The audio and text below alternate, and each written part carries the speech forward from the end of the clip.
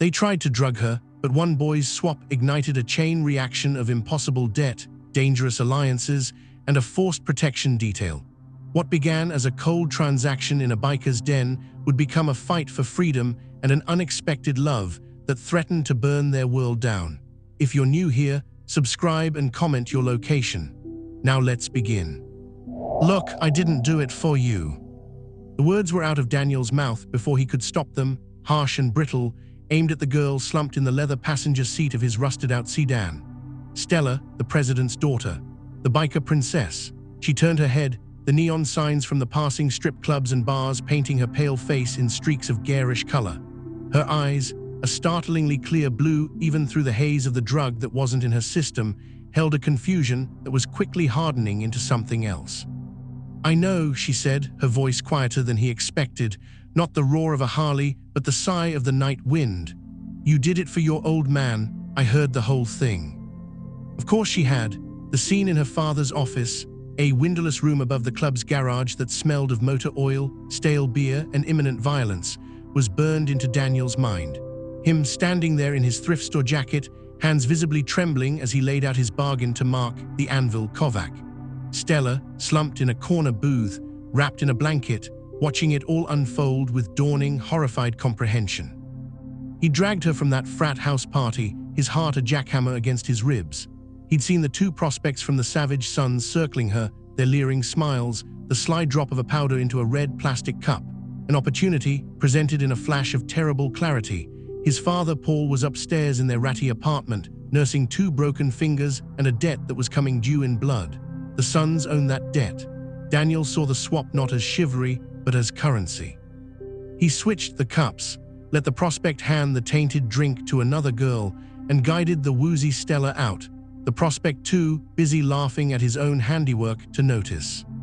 Now in the garage, he'd offered his trade to Kovac, his father's debt erased for this one service, a life for a life in a manner of speaking.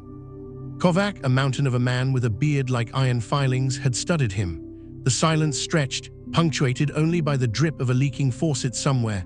Then a low rumble of laughter. "Kid's got stones, I'll give him that. Calculatin' stones." He leaned forward, the desk groaning. "The debt is 20 grand. You just bought him 5. The other 15 you work it off." Daniel's blood went cold. "How?" "You just volunteered for a new job."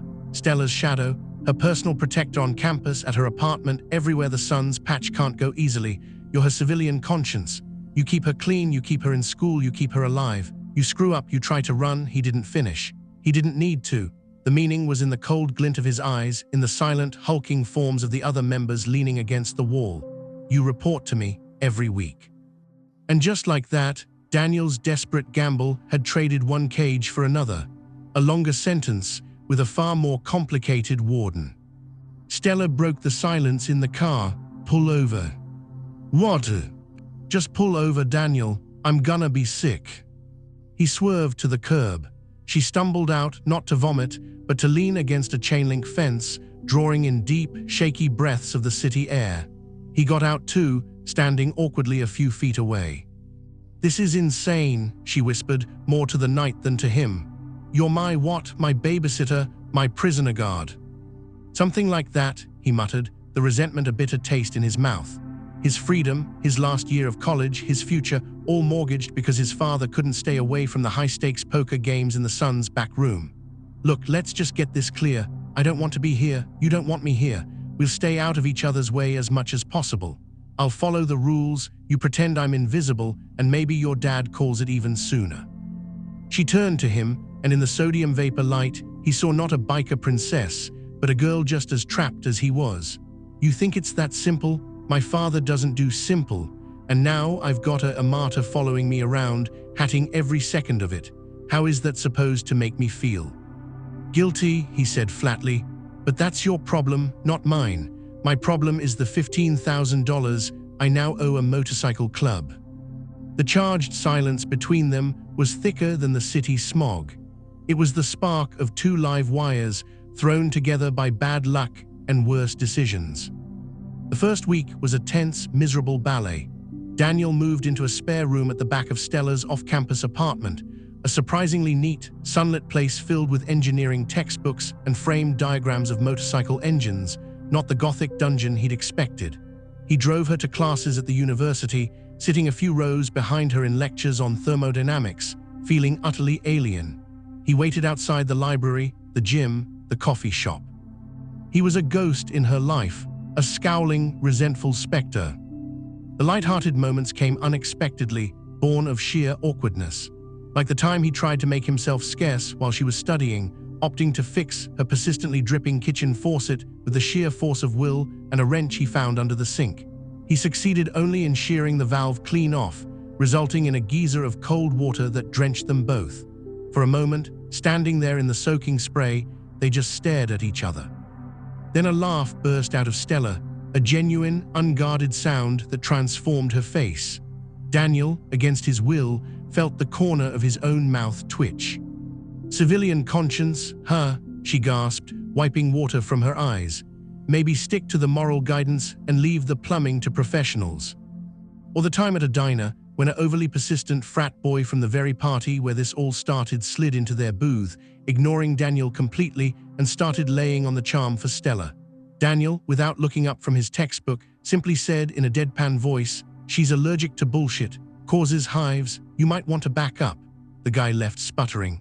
Stella kicked him under the table, but she was hiding a smile behind her menu. But the chemistry was always there, simmering beneath the surface, a 18+ tension that was all the more potent for being unacknowledged. It was in the way their hands would almost brush when he passed her a helmet before a rare, sanctioned ride on the back of his bike, a modest Honda, not a Harley, a fact the sons found endlessly amusing. It was in the charged silence that fell in the car after dark, the city lights streaking across the windshield, when the transactional nature of their relationship felt flimsy and thin.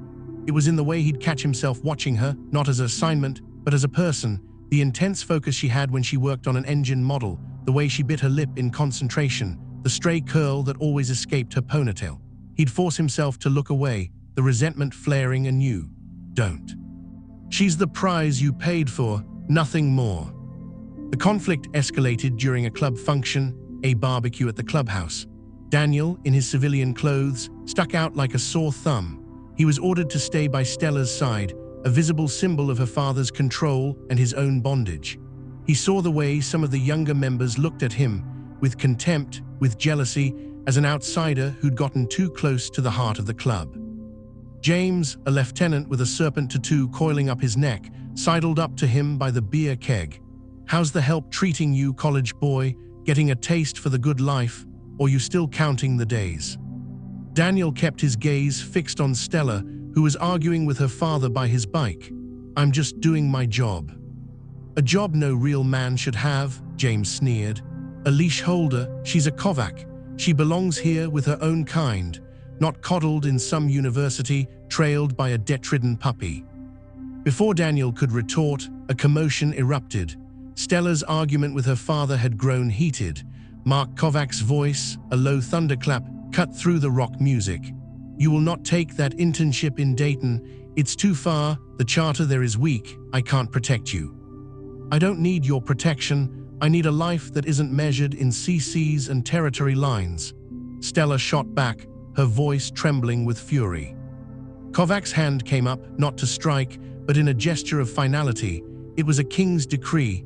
"The discussion is over, your protector will ensure you remember where you belong." All eyes swung to Daniel. The ride back to the apartment was glacial. Stella radiated a fury so intense Daniel could feel it from the driver's seat. The moment they were inside, she whirled on him. "Are you going to ensure it, Daniel? Gonna tattle to daddy if I apply? Gonna drag me back by my hair if I try to leave?" He finally snapped. Weeks of bottled-up rage and helplessness boiled over. "What do you want from me, Stella? You think I want this? You think I enjoy being the jailer for a prison I'm stuck in too? Your father's empire isn't going anywhere. He's not giving it up for you or for me or for anyone. We're both just collateral." His voice cracked on the last word, the raw emotion startling them both. She stepped closer, her blue eyes blazing. "Then why do you stay? Why don't you just run?" "Because they'll kill my father," he shouted, the truth tearing out of him. "And then they'll probably come for me, and maybe even for you just to prove a point. This isn't a game, Stella. This is the life your father built, and we're both trapped in the foundation." They were inches apart now, breathing heavily, the air between them electric with shared fury and desperation. His eyes dropped to her lips. Hers searched his face, seeing past the resentment to the fear beneath. The charged moment stretched, a precipice. Then she swayed back, turning away to hide the tears of frustration in her eyes. The moment passed, but the charge remained, deepened, transformed. The turning point came on a rain-lashed Tuesday. Daniel got a call from one of his father's few remaining sober friends. Paul had fallen off the wagon, hard, and was in a dive bar across town, loudly complaining about the savage sons and the vigilante justice of his own son. It was a suicide note spoken aloud. Daniel didn't think, he just ran. He didn't tell Stella, didn't call Kovac. He broke the protocol, driven by a son's desperate, foolish love. The bar was a pit, and there was his father, slurring and shouting, with two of James's crew closing in on him, their smiles cruel. Daniel stepped between them, his heart hammering. "He's coming with me, he's drunk, he doesn't know what he's saying." "Too late, college boy," one of them growled. "Disrespect has a price. Maybe we take it out of him, maybe we take it out of you. Kovac said you were her protector, didn't say nothing about you being protected." A shove, a flash of metal. Daniel fought with a frantic, untrained fury, but there were two of them. A fist connected with his jaw, and the world spun. As he fell, he saw the pool cue swinging towards his father's head. The door crashed open. "Back off!" Stella's voice, sharp as a gunshot, cut through the bar's gloom. She stood there, soaked from the rain, looking not like a princess, but like an avenging angel. And she wasn't alone. Behind her stood David, the club's enforcer and the only member who'd ever given Daniel a grudging nod of respect. David's presence was a silent, massive threat. James's men froze. "Stella, this ain't your..." "It is my business." She strode forward, ignoring the weapon in the man's hand, placing herself squarely between them and a dazed Daniel. "You touch him, you touch my property, my father's investment. You think he'll be happy you damaged it over this drunk?" She jerked her head at Paul.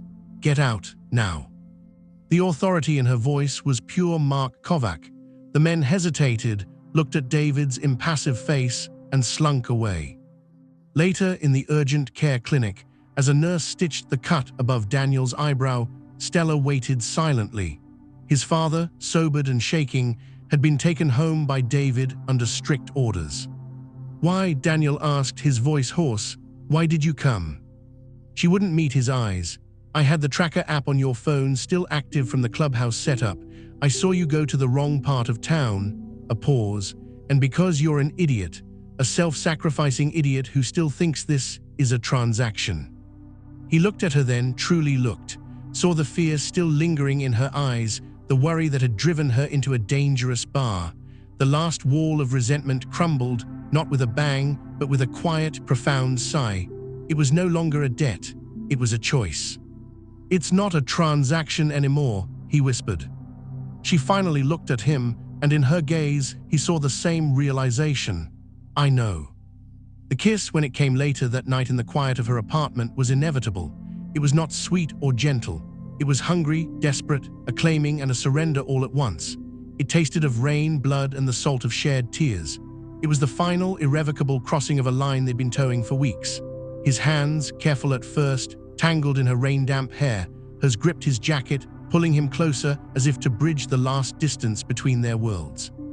It was charged, passionate, a silent promise that this was real, that they were real, amidst all the fabrication and force. When Daniel reported to Kovac the next week, the change was palpable. He stood straighter, his voice steadier. He gave his report, but his eyes kept drifting to Stella, who was working on a carburetor in the garage bay. Kovac noticed. The old man's gaze was like a drill. "The incident at the bar was handled," he rumbled. "But you broke protocol, boy. You acted on emotion. That's a liability." Daniel met his gaze. "I did. And Stella acted on loyalty. Maybe the protocol needs adjusting." A dangerous silence filled the room. Then Kovac did something unexpected. He gave a slow, almost imperceptible nod. Loyalty is the only currency that never devalues in this life, he said, his eyes flicking to his daughter. The debt stands at 10, but the job description has changed. You're not just her shadow anymore, you're her anchor. And she, he sighed, a sound of grudging acceptance. She seems to be yours, see that it doesn't make you weak. In our world, it's the only thing that makes you strong. As they left the clubhouse, Stella laced her fingers with Daniel, a bold, public declaration. The sons looked on, some with disapproval, some with curiosity, a few, like David, with a faint smile. It wasn't freedom. The empire still stood, immutable and fierce. Daniel's debt was not forgiven, but the nature of his bondage had transformed completely. He was no longer a prisoner serving a sentence. He was a guardian by choice, a man bound not by fear or money, but by a love that had grown in the unlikeliest, most hostile soil. And Stella was no longer a prize to be protected, but a partner in a shared, precarious defiance. They were two souls, navigating the brutal, beautiful chaos of the world they were stuck in, finding a fragile, powerful peace in each other, a peace worth any price. The roar of the garage faded behind them, replaced by the humid whisper of the city night. Stella's hand in his felt like a live wire, a shocking, tender connection that made the reality of what just happened, the acknowledgement from the anvil himself, vibrate in Daniel's bones. They didn't speak until they were in the car, the door shutting out the world, leaving them in a bubble of stunned silence. Stella let out a breath that was half laugh, half sob. Did my father just give us his blessing? I think he just acknowledged a tactical advantage, Daniel said, but the usual cynical edge was gone from his voice. He started the engine, the familiar rumble grounding him. A stable you is a less rebellious you. I'm part of the stability plan. She punched his arm, but gently. Shut up, he called you my anchor. He also said the debt is still 10 grand, Daniel reminded her, pulling out into the traffic. The weight of it was different now, though. It was a number, not a noose. A problem to be solved, not a life to be endured. The new dynamic was a strange, delicate thing. Daniel still drove her to class, still waited, but now she'd save him a seat next to her in lectures. He'd scribble notes, trying to follow the complex equations on thermodynamics, and she'd lean over, her hair brushing his shoulder, and whisper a simpler explanation. It's just energy, Daniel, how things move, how they change, how they find a new balance. She'd say it looking right at him, and the metaphor would hang in the air, warm and intimate. He started learning, not just about heat transfer, but about her. Her dream wasn't just to be an engineer. It was to design cleaner, more efficient engines, to take the raw, mechanical heart of the world she came from and make it better. It was a quiet rebellion he'd never understood until now. His protection became less about surveillance and more about partnership. When a professor with a reputation for being handsy lingered too close after class, Daniel didn't need to loom or threaten. He simply appeared at Stella's side, slid his arm around her waist and said, "Ready to go, babe?" The professor retreated. Later, in the car, Stella had giggled. "Babe, really?" Daniel had flushed. It was the first thing that came to mind. "I liked it," she'd said softly, looking out the window, and his heart had done a slow, heavy somersault. But the world of the savage sons didn't allow for idyls. A week later, the tension they'd left behind at the clubhouse manifested. James, the lieutenant with the serpent tattoo, found them at Stella's favorite indie coffee shop. He slid into the booth opposite them, his presence sucking the cozy warmth from the room. "Stella, college boy." James's smile was all teeth. "Cute date. The anvil know you're using club resources for cappuccinos." "What do you want, James?" Stella's voice was cool, her princess mask sliding perfectly into place. "Just a friendly reminder, the boy's still on the payroll, and payroll has other duties." He tossed a set of motorcycle keys on the table between them. "Delivery, upstate, parts in the saddlebags, needs to be there by midnight." It was a classic prospect's job. Low-level, slightly dangerous, a test of loyalty. It was also a clear message. Daniel's new status didn't elevate him in the club's hierarchy. He was still an errand boy. Daniel reached for the keys, but Stella's hand covered his. "He's with me tonight, send someone else." James's eyes glittered. "The anvil said he's your anchor, Stella, not your lapdog. He works for the club, same as the rest of us grunts. Or does he need Daddy's little girl to fight his battles? The insult landed, hot and corrosive. Daniel gently moved Stella's hand. "It's fine, I'll do it." He met James's gaze. "Address." The ride upstate was a solitary, wind-whipped meditation. The borrowed Harley beneath him was a beast compared to his Honda, a powerful extension of the club's will. He made the delivery, a sealed package he pointedly did not inspect, to a grizzled mechanic in a remote garage, receiving a thick envelope of cash in return. The whole time, his mind was back in the coffee shop, on Stella's defiant face, on the simmering jealousy and contempt in James's eyes. This was the reality. The debt was a chain, and James was always ready to give it a yank. He returned to Stella's apartment just after 1 a.m. The light was on. She was waiting up, curled on the sofa with a textbook, though her eyes weren't moving across the page. "You're okay," she said, the relief evident as she uncoiled and stood. "It was just a delivery," he said, dropping the cash-filled envelope on the counter. The normalcy of the action felt grotesque. "James is trying to provoke you, to prove you don't belong." "I don't belong," Daniel said, the fatigue of the ride and the weight of the night settling on him. He ran a hand through his wind-tangled hair. "Not in that world, I belong here." He gestured vaguely around the sunlit apartment, but his eyes were fixed on her. "With you, in this, whatever this is, but that's not how it works, is it? There's no just you and me. There's you and me and the club and the debt and guys like James forever." She crossed the room until she was standing before him. She placed her hands on his chest, over his leather jacket. "Then we changed the rules." How the word was a plea. "We finish what we started. We get you out of the debt, not through my father's whims, but for real." Her eyes were blazing with a new, fierce light. "You think I just read about engines? I've been listening to my father's business calls since I was 10. I know how the money moves, the legitimate fronts, the not-so-legitimate ones. James runs a side hustle, custom bike parts, high-end, mostly legal, but he skims. He cooks the books for the club's auto shop, if we could prove it. If we could give my father a reason to clear your debt and put James in his place." Daniel stared at her. This was dangerous. This was playing with fire in a room full of gasoline. "Stella, no, that's suicide, if he found out you were involved." "He won't, not if we're smart. And you're smart, Daniel, and I'm persuasive." A slow, determined smile touched her lips. It was the same look she got when faced with a particularly complex engine schematic. "We're a team, remember, Anchor and, whatever I am, the navigator." "The reckless, beautiful navigator who's going to get us both killed," he murmured, but he was already pulling her closer, resting his forehead against hers. The fear was still there, a cold knot in his stomach, but it was being burned away by the warmth of her conviction, by the sheer audacity of her plan. For the first time, he wasn't just reacting to the club's moves. They were contemplating one of their own. The next few weeks were a thrilling, terrifying double life. By day, they were students, a couple. By night, they were amateur sleuths. Daniel used his access to the club's garage, now grudgingly granted for maintenance on Stella's bike, to quietly observe the inventory, the paperwork left on desks. Stella used her intimate knowledge of the club's rhythms and her father's habits. She'd distract James with questions about vintage carburetors, while Daniel, with his phone camera, would capture pages of ledger books from a slightly ajar office door. The comedy returned, born of their shared, clandestine anxiety. Once, while trying to listen in on a conversation between James and a parts supplier outside the garage bay, they'd had to press themselves into a narrow alcove behind a stack of tires.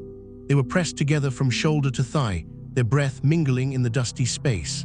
Daniel, trying to focus on the muttered numbers outside, was acutely aware of every curve of Stella's body against his. She looked up at him, her eyes wide, and mouthed, "This is horrible tradecraft." He'd nodded solemnly, then ruined it by sneezing from the dust, nearly giving them away. They'd stifled hysterical, silent laughter against each other's shoulders until the men moved away.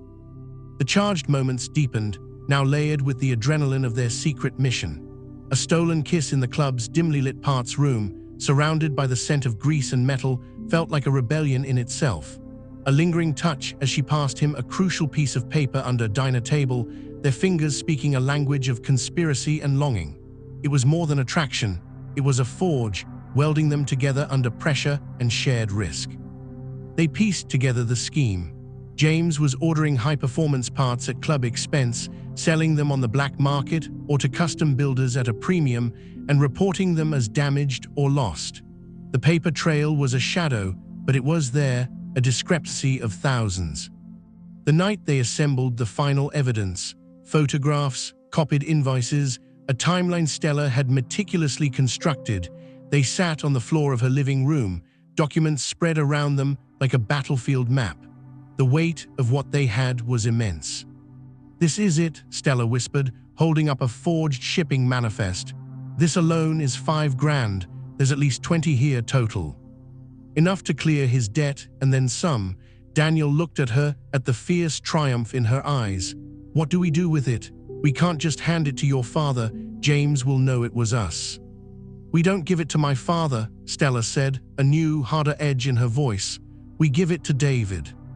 David, the enforcer, the man of few words and unwavering, brutal loyalty to Mark Kovac.